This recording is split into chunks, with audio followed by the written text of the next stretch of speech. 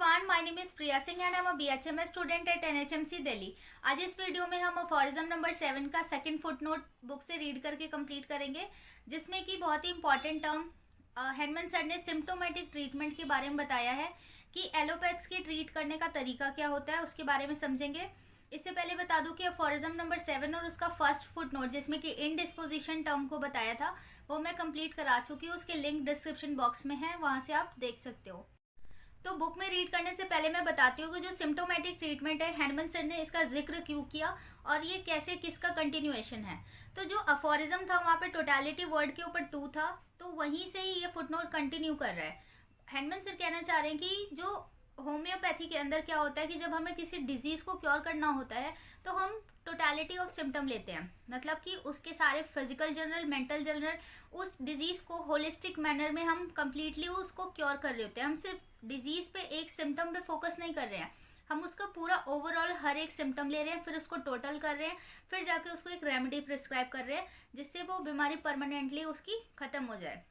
पर जो old school है या फिर एलोपैथ्स हैं वो क्या कर रहे हैं अभी के भी समय में कि वो सिर्फ डिजीज के एक सिंगल सिम्टम को देखकर ही मेडिसिन प्रिस्क्राइब कर देते हैं। फॉर एग्जांपल, अगर कोई पेशेंट वॉमिटिंग का केस लेकर आया तो उसको एंटी इमेटिक मेडिसिन दे रहे हैं। अगर कॉन्स्टिपेशन का केस है तो लेग्जेटिव प्रिस्क्राइब कर रहे हैं। अगर हाइपरटेंशन है तो एंटी हाइपरटेंसिव मेडिसिन दे रहे हैं।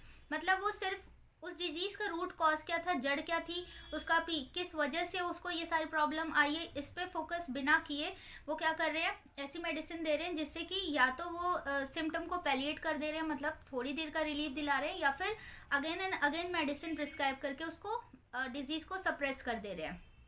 तो यहाँ पर इस पूरे फुटनोट में इसी को हैनमन सर ने बताया है।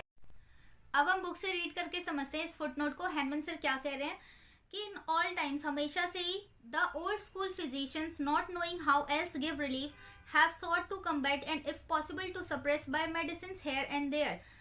वो कह रहे हैं कि जो ओल्ड स्कूल है, जो एलोपैथ्स हैं, वो क्या कर रहे हैं कि जब उन्हें ये नहीं समझ आ रहा है कि कैसे किसी प्रॉब्लम में रिलीफ लाना है, कैसे राहत लानी है और कैसे उसको अपोज करना है, रोकना है, तो वो क्या कर रहे हैं, उसको प्रॉब्लम को मेडिसिन दे के सप्रेस कर दे रहे हैं। कहीं भी हेयर एंड देयर, कोई भी प्रॉब्लम बॉडी पार्ट में कहीं पे भी है उसको रोक दे रहे हैं। A single symptom from among a number in disease, मतलब कि कोई भी डिजीज हो उसके सिर्फ एक सिम्टम को देख के वो क्या कर रहे हैं, मेडिसिन प्रिस्क्राइब कर रहे हैं, उसको सप्रेस कर रहे हैं। अ वन साइडेड प्रोसीजर, इसको वन साइडेड प्रोसीजर बोला गया है, which under the name symptomatic treatment, और इसी प्रोसीजर को सिम्प्टोमेटिक ट्रीटमेंट बोला गया है कि सिर्फ सिम्टम देख के वो ट्रीटमेंट कर रहे हैं।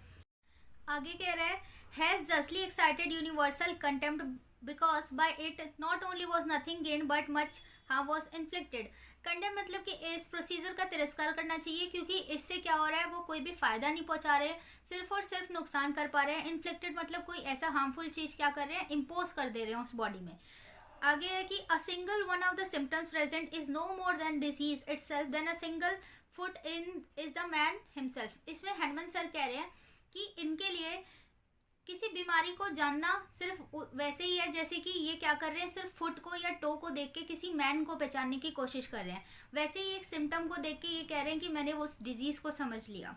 This procedure was so much the most reprehensible, मतलब कि मॉरली रॉन्ग है ये procedure, that such a single symptom was only treated by an antagonistic remedy therefore only in an enantiopathy and palliative manner. मतलब इनका treatment का तरीका क्या है, एंटागोनिस्टिक रेमेडी की, वही जैसे डायरिया हो तो कॉन्स्टिपेशन की मेडिसिन दो, कॉन्स्टिपेशन है तो डायरिया की मेडिसिन दे दो, मतलब कुछ भी अपोज करके उस सिम्टम को बस दबा दो, वहाँ पे रोक दो, पैलिएट कर दो।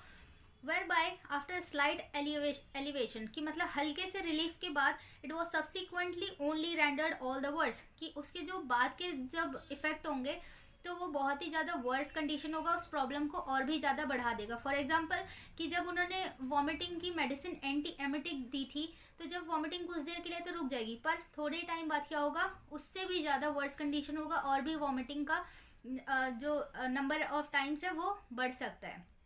तो ये था पूरा सेकंड फुटनोट अफोरिज्म नंबर 7 का। आई होप कि आपको इजीली समझ आ गया होगा सिम्प्टोमेटिक ट्रीटमेंट क्या है। Thank you so much.